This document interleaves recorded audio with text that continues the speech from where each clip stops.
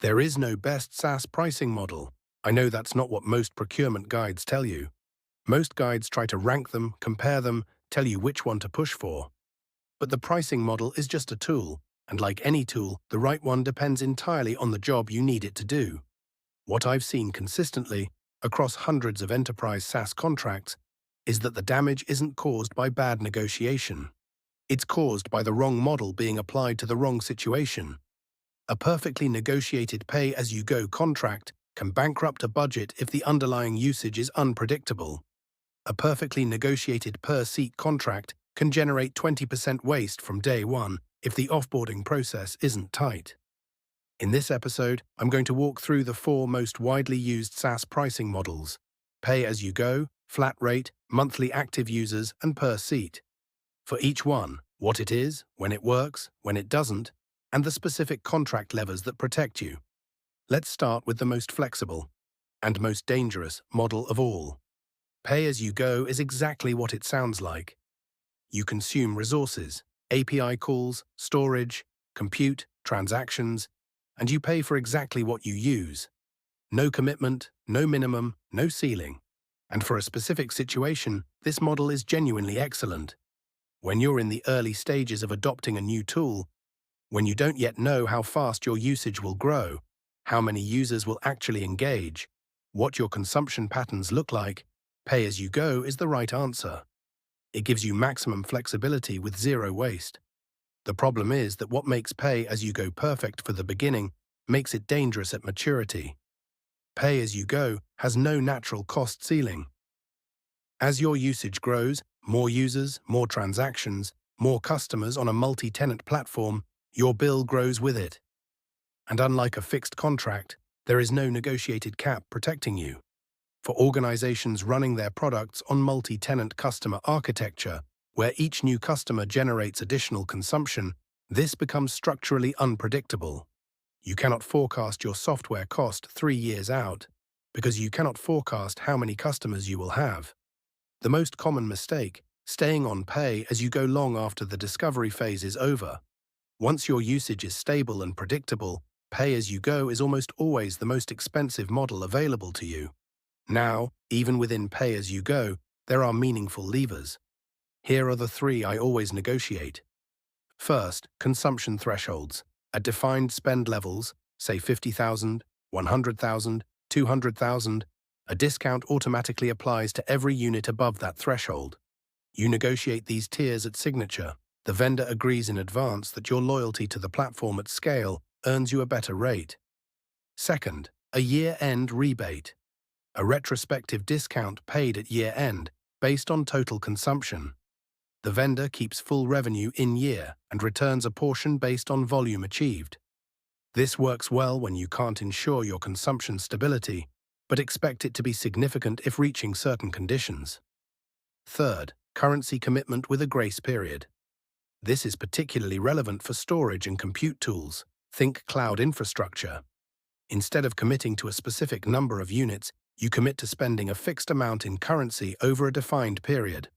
1 million euros over 36 months, for example, expressed in spend, not in API calls or gigabytes. And within that commitment, always negotiate a grace period. Here is how it works. You commit to spending 1 million euros over 36 months. At month 36, you've spent 800,000.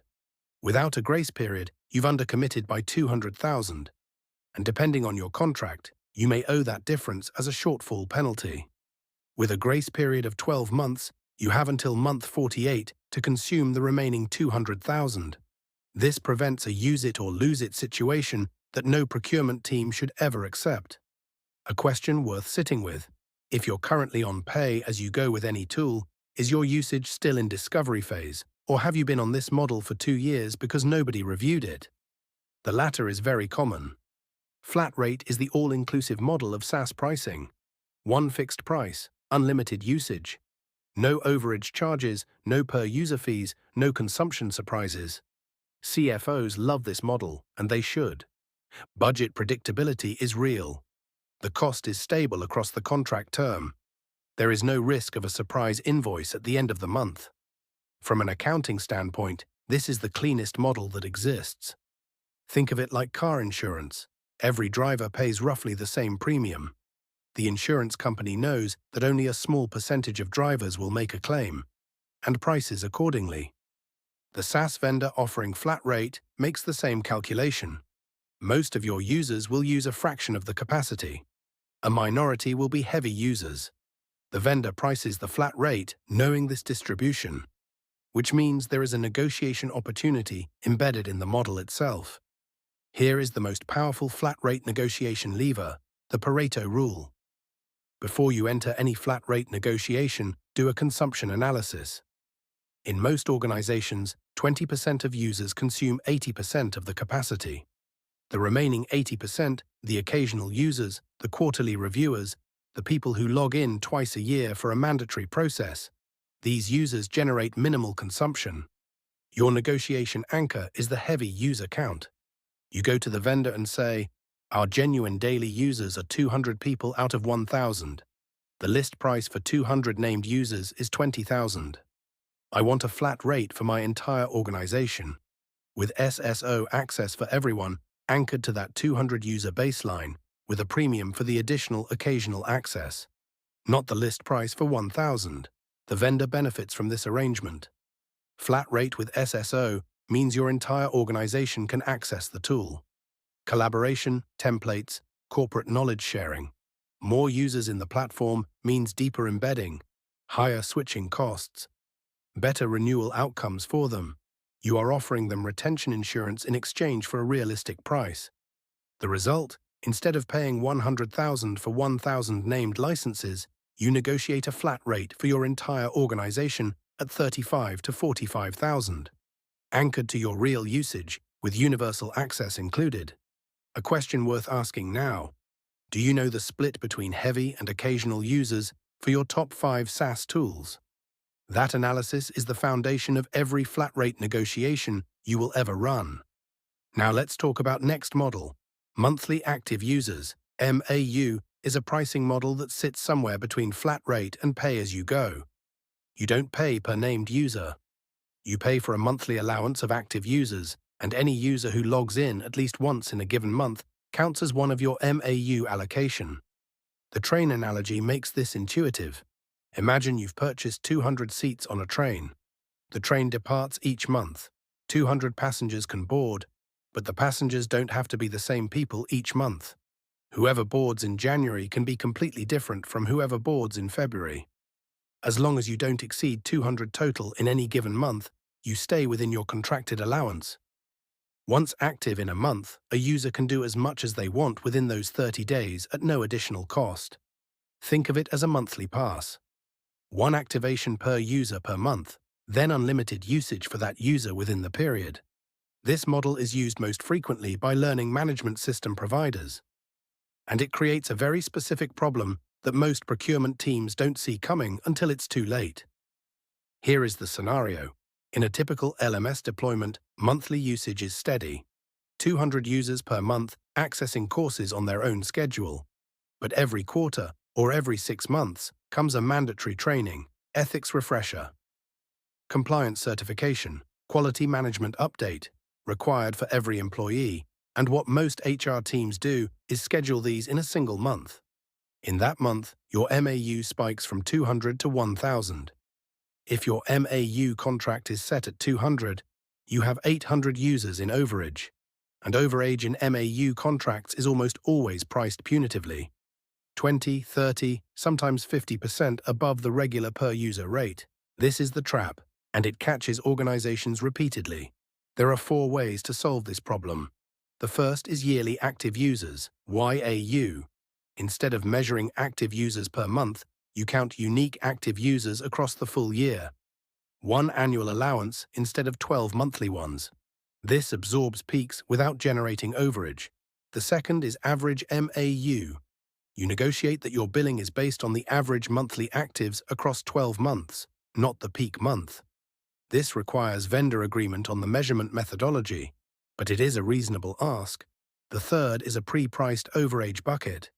You negotiate an envelope of additional MAUs, specifically for peak months, at a pre-agreed rate, not the default punitive overage rate.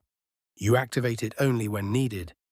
The fourth, and often the most elegant, is to work with your HR team to distribute mandatory trainings across multiple months. Instead of sending a compliance training to everyone in September, you send it to 100 people in September, 100 in October, 100 in November. The peak is absorbed across 3 months. Your contracted MAU of 350 covers it comfortably. Modern LMS platforms have training distribution modules that automate exactly this. A question worth asking: if you have an LMS, when did you last check your MAU consumption pattern against your contracted allowance? Most organizations discover the overage problem at renewal, not before. And finally, last but not least, per-seat model, the most widely used pricing model in enterprise SaaS. 2 acronyms to know from the start. PUPM, per user per month. You pay a monthly fee for each named user with access to the platform. PUPY, per user per year. The same model with annual pricing. Most enterprise SaaS contracts are priced per user per year. You commit to a user count for 12 months. In both cases, one license is attached to one named employee. That employee has credentials. No other employee uses those credentials. The vendor builds technical safeguards to enforce this. Now, the risks. The first and most overlooked risk is what happens when an employee leaves or changes role. In any 12-month period, a typical organization will see 10 to 15% employee attrition, people leaving the company, plus a similar level of internal mobility, where employees change roles and no longer need a specific tool. Combined, you're looking at 20 to 25% of licenses that may need to be reassigned in a given year. This subject was already covered in episode 1 on this channel. Now read your MSA carefully. Many vendors allow you to reassign only 5 to 15% of licenses per year. If your actual attrition is 25% and your reassignment cap is 10%, you are structurally locked into paying for licenses you cannot legally reallocate. That gap, 15%, is pure waste. By contract design, always negotiate what are called floating license rights, or flying licenses. The ability to reassign any license to any employee at any time, without annual caps. This should be a standard clause in every per-seat contract. It frequently isn't. Check your MSA before you sign. The second risk is over-licensing. The Pareto rule applies here as well. 20% of your users will use the tool intensively. 80% will use a fraction of the features. If everyone has a full license, you are paying the full rate for 80% of users who need a fraction of the functionality. The solution is license tiering. Negotiate different access levels at different price points. A full license for power users. A restricted license for occasional users. A view-only license for stakeholders who only need read access. The complication: vendors don't love this. Creating a new license tier means building a new SKU, a new line item in their billing and CPQ systems. That is internal work for them. Same for your IT team, unless they have identity and access management tool. The argument that works: you are not asking for a discount. You are asking for a product that matches actual usage. A user who accesses 2 features does not need, and should not pay for, a license that unlocks 20. You are offering the vendor stable, predictable ARR at a level that reflects genuine value delivered. That is better for long-term retention than a full license that gets cancelled at renewal because the perceived value was too low. It makes a lot of sense to mention about concurrent licenses.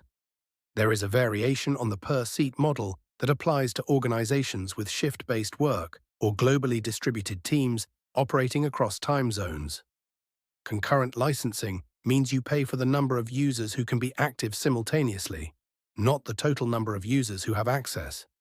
The practical example: your company has offices in Tokyo and Madrid. Both teams use the same operations platform. Tokyo works during Asian hours. Madrid works during European hours. They are never active at the same time. Why would you pay for 200 named licenses when the maximum concurrent users at any moment is 100? Concurrent licensing is not available from every vendor, but for call center software, operations platforms, and shift-based tools, it is worth asking for explicitly. A question to close this section. Look at your 3 largest per-seat contracts. Do they have floating license rights? Do you know the reassignment cap? Most procurement teams who check this for the first time find the answer is no, and 10% respectively. That is a concrete number to bring to your next renewal conversation. Let me put all 4 models side by side. Pay as you go. Best for the discovery phase when usage is unpredictable. The risk is no cost ceiling. The levers are consumption thresholds, year-end rebates, and grace periods on currency commitments. Flat rate. Best when you need wide organizational access with a mix of heavy and occasional users. The risk is paying for capacity you'll never use. The lever is anchoring the price to your real heavy user count using Pareto. Monthly active users. Best for genuinely variable monthly usage. LMS is the primary use case. The risk is punitive overage at peak months. The levers are YAU, average MAU, pre-priced overage buckets, and distributing mandatory trainings. Per seat. The most common model and the one with the most avoidable waste. The risk is license accumulation from attrition and over-licensing. The levers are floating license rights, license tiers, and concurrent licensing for distributed teams. The model itself is never the problem. The problem is misalignment, using the wrong model for the situation, or signing a contract without the protective clauses that make the right model work.